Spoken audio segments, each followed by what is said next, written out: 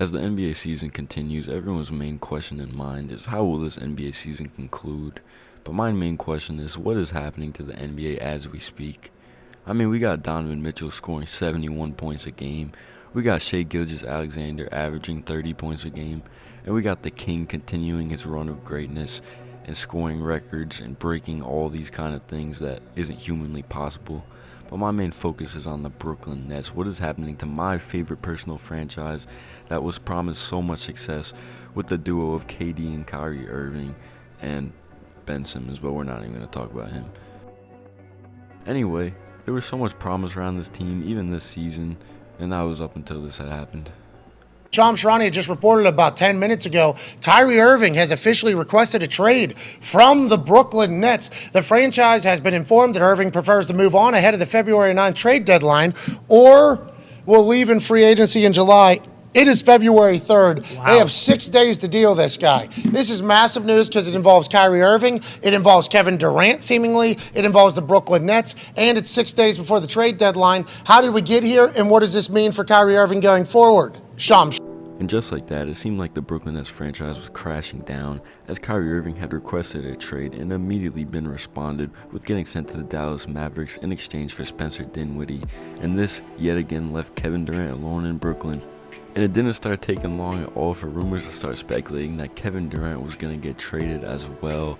And then we got hit with this unfortunate news. The moment that Kevin Durant requested a trade from the Brooklyn Nets come the summertime, there was a lot of angst about what would happen in that situation. And he recommitted to the Nets after meeting with Joe Tsai, Sean Marks, and the organization let him know that if things go south over the course of this season, they would work with him to find him a new home. And we've seen what has happened over the last week where Kyrie Irving requested a trade.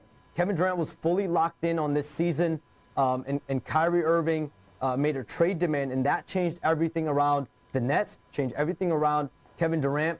And the Phoenix Suns emerged in the last several days as his preferred destination. And I'm told the Suns and the Nets started negotiations Sunday into Monday. And so they've been going back and forth on a framework for the last couple of days.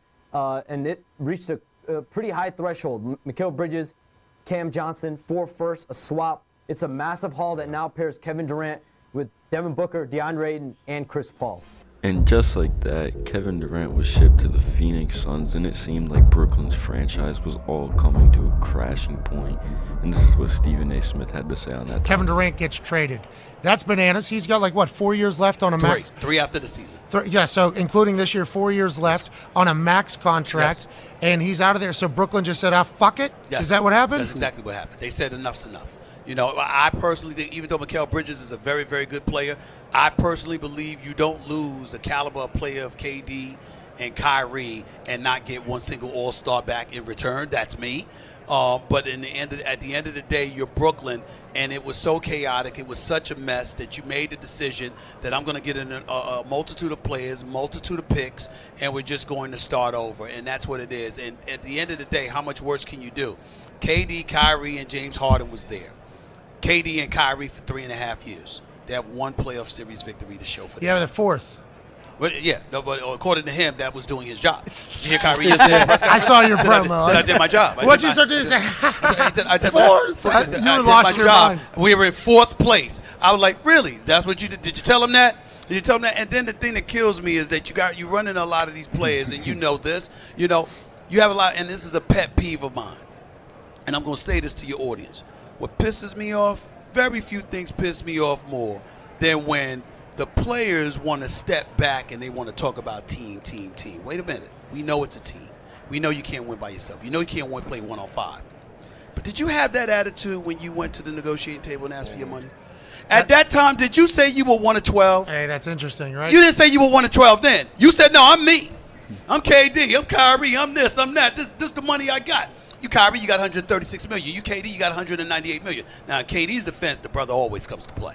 The only time he's out is when he's legitimately injured. KD is a baller all day, every day. Dog. Kyrie is a sensational talent who happens to ball when he wants to, but has so many other things that he's preoccupied by that basketball ain't the priority it should be at times that it should be. Got it. But the check keeps coming. Yeah. It's always hard whenever it's somebody's job, too, and whenever somebody's being paid well. Now, they're being paid well because they've earned that money, and there's money coming in, so they are due money that they've earned for other people and everything like that. But it's tough to feel bad for a lot of guys. That's right. And I think that is something that certainly shows up in the NBA more so than any other sport. I'm trying to hit the road by tomorrow. I told the plug I need them things that can swim in the water. They trying to paint a picture.